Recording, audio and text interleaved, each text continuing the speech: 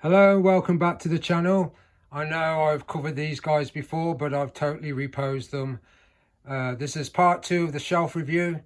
The earlier one you would have seen the Star Wars figures and other figures I've got in my collection.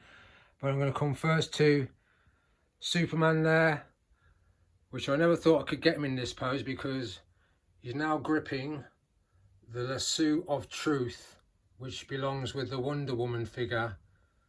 And that's not really a gripping hand, but I managed to get him to do it.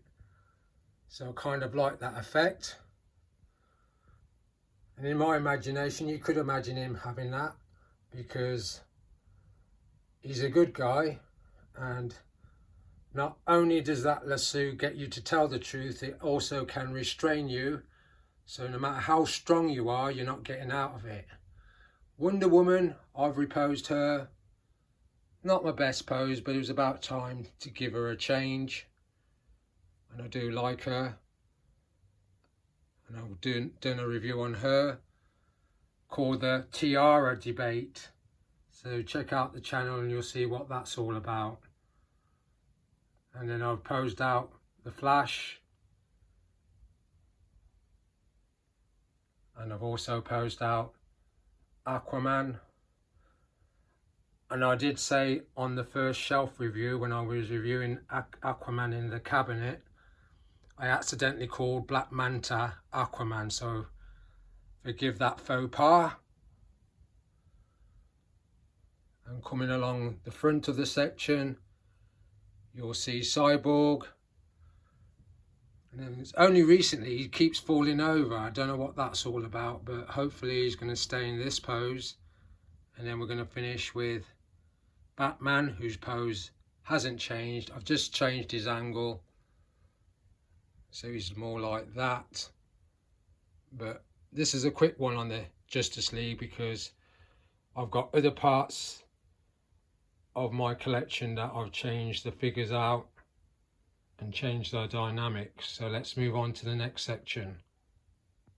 So this is my Robert Pattinson Batman wave.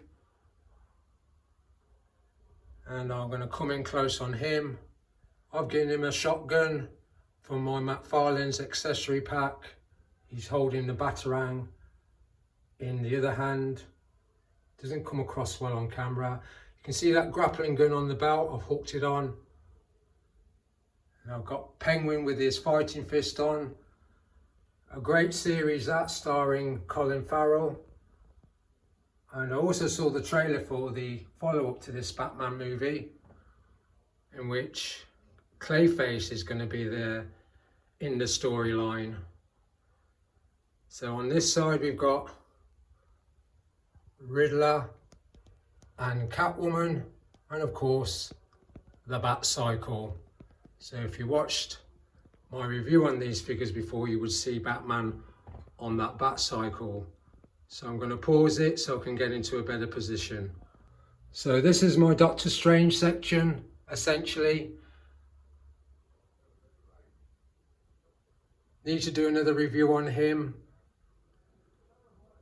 I don't know when that will be. That's Professor Xavier from the X-Men. This is another version of him. I think that's from an animation series. That's Master Wang. Not Wang, what am I talking about? That's a dirty word. Wong, who is the supreme sorcerer at Kamatage, which is where they train other sorcerers. And that is Baron, keep calling him Morodo or Morado, I'm not sure. And at the back there, you probably can make out those guys. Okay, let's move it on. I'm going to pause it because you can hear creaking coming from my settee because I'm in a really awkward position. So these are my avatar figures. This one I got recently to add to my very small collection. Quaritch from Ash Recon. And wish I could get more because they are dropping in price. But it's a space issue, like it is with all collectors. You've got Jake Sully there.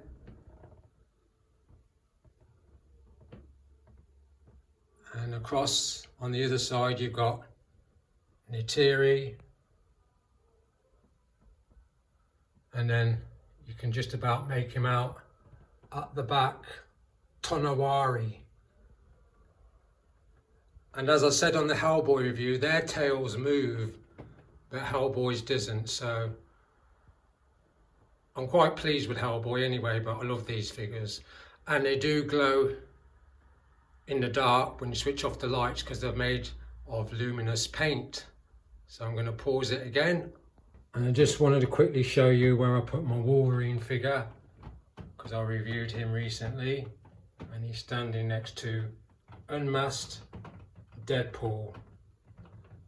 The other guys, I've covered them, so I'm not going to name them now. So let's move it on. So this is my favourite Superman in my collection by Todd McFarlane, Christopher Reeve. So glad I got him. I did a good review on him. Check out the channel with his wide cape. And that's the pose I've got him in at the moment, downstairs in the living room. Superman. Next to him, we've got Supergirl from the Flash movie. Although the likeness isn't brilliant, I think overall the look of this figure is really nice. So I've got her in the centre, in between Christopher Reeve's Superman and this guy, Brandon Roth Superman. And I'm still waiting on that wire so I can feed it into the cape and give you the same effect that Christopher Reeve Superman has. But that's him. So Superman and Brandon Roth are either side of the Supergirl figure. So let's pause it and take you to the next section. I keep coming back to these guys, but like the Justice League, I love them so much. And as a child, my images of my superheroes were these sort of guys, the comic book versions. I do like the movie versions of the Avengers, but I like this better. And I've attached the shield to the back of Captain America, so that's different from the last time you saw him. And then on that side, Thor and Black Widow are slightly different. Seems to be a day for car horns. On my first shelf review, you heard a lot of car horns and other things. So I hope it's not spoiling your enjoyment. And if I come on the far side, I've posed out Hawkeye, and I've managed to get him pulling on that bow and arrow, which is not that easy to do, but I'm glad I did it, because that looks all right to me. And then I've reposed Iron Man, and we come to the Hulk, and he's slightly different from the last time you saw him. So let's come back so you can see that overall view of my comic book Avengers. And I am looking forward to Avengers Doomsday, because a lot of those guys are going to be back in that movie, which I think is happening at the end of the year or at the beginning of the year, I'm not sure, the beginning of next year. So that's my Avengers. So I had to come back to these guys because I actually had Reed Richards, Mr. Fantastic, without that lab technician's coat on, but I decided to try a different idea. And the idea mainly was to do with the hands, because he had gripping hands, but it seems quite a good effect. So I thought I'd put the lab technician's coat on him. But the rest of the guys are pretty much the same. I'm not going to film this table, which I refer to as the Marvel table, because everything else is pretty much as you saw it before. So let's go to the next bit. So coming away from the figures now, I wanted to put this on camera because I'm currently chasing Thunderbird 5. Now this is all part of my childhood because I also collect things like this. I'm also after a few Captain Scarlet vehicles which they've re-released, and chasing a few UFO vehicles. But this is a collection that I've had probably over 30 years, and I've actually customed them, so I've painted them a little bit. And that's Thunderbird 2, piloted by Virgil Tracy. And there's Thunderbird 4, which I customed, piloted by Gordon Tracy, or should I say Aquanaut, as he's referred to in the credits. And then we've got astronaut Alan Tracy, who pilots Thunderbird 3.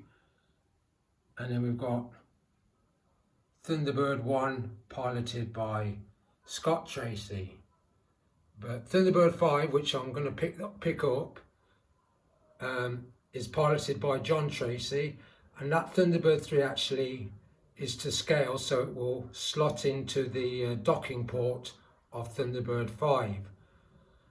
But at some point I'm going to start picking up some Jerry Anderson related vehicles because I'm a huge fan.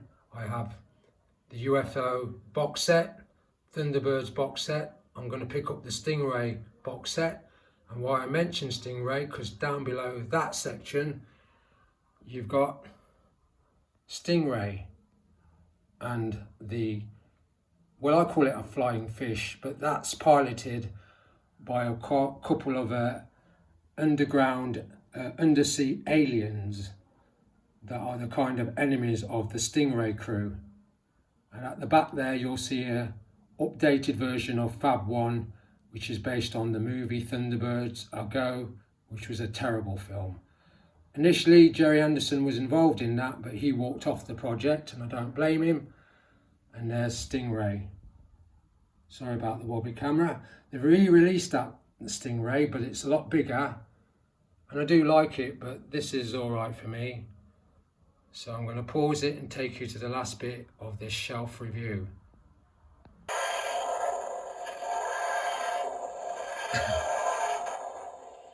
Can you hear that? That was the TARDIS. Now, I'm a Doctor Who fan and have been since a kid. Now, my Doctor Who was John Pertwee, but I've got pretty much all the Doctor Who episodes except for William Hartnell. And I saw some of the episodes because they've remastered them, but I haven't got really anything by him. But I'm going to come in close on those guys. That's Matt Smith, who played the Doctor, and some of his enemies. That's a Sultaran. On the far right in the back there, there's an Ice Warrior, and on that side that's a Solarian.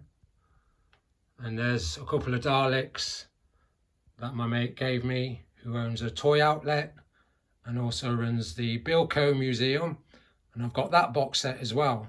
So I'm not just a collector of, you know, your DC and your Marvel or your Star Wars. I do have things like this, but I thought I'd pay a little bit of a tribute to them.